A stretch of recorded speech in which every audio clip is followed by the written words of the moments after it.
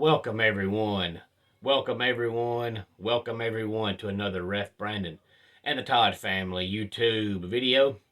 Wherever you are, whatever you may be doing, thank you so much for making Ref Brandon and the Todd family a part of your day.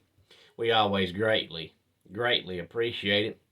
Today, I'm going to be talking about college football. Of course, tomorrow is the beginning of the month of April, and of course, almost every single team in college football plays their spring game in April, so it's never too early to discuss college football. And I've already did the top 10 returning quarterbacks, the top 10 returning running backs, and the top 10 returning wide receivers in the year 2022 according to Pro Football Focus.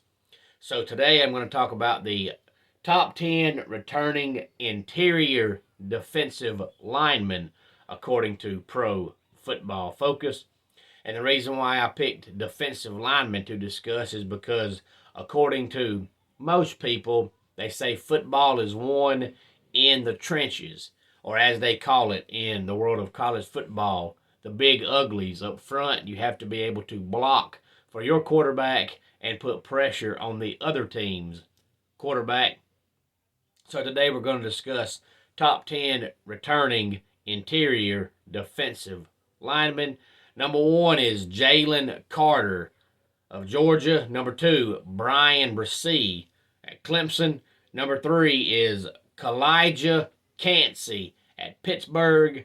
Number 4 is Jackson Player at Baylor. Number 5 is Jervon Dexter at Florida.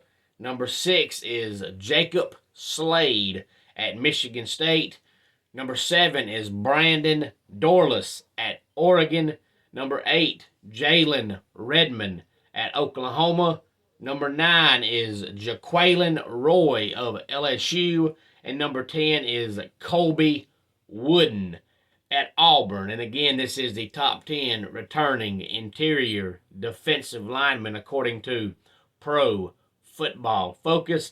And if you look at the list, for the people that say football is won in the trenches by protecting your quarterback and putting pressure on the opposing team's quarterback, you have Georgia and Clemson and Baylor and Michigan State and Oregon and Oklahoma. That's 6 teams from this list of 10 players who are basically top 10 teams this past year. And LSU would have been if any other coach in America coached them outside of Ed Orgeron. So that does go to show you just how much of a difference a big ugly can pay off for you, whether it's on the offensive line or the defensive line.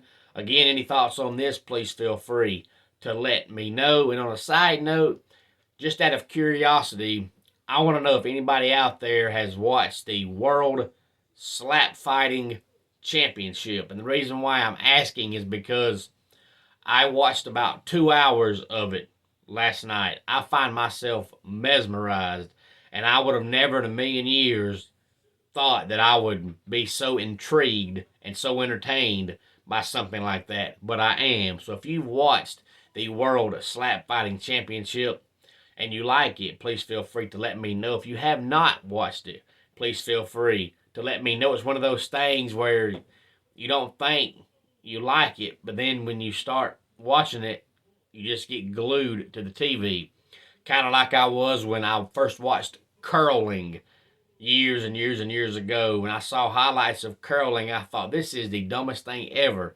But then when I started watching it, I couldn't stop watching it. Well, that's kind of how I feel about the World Slap Fighting Championship. So if you have any thoughts on it, please feel free to let me know. Let's go ahead and get our dad joke of the day in here. I accused my wife of putting glue on my pistol collection. She denies it, but I'm sticking to my guns. And that wraps it up for today's Ref Brandon and the Todd family YouTube video. Until next time, it's Ref Brandon saying, just like in pro wrestling, life can be over by the count of 3. Tell your friends and family how much you love them. Bye.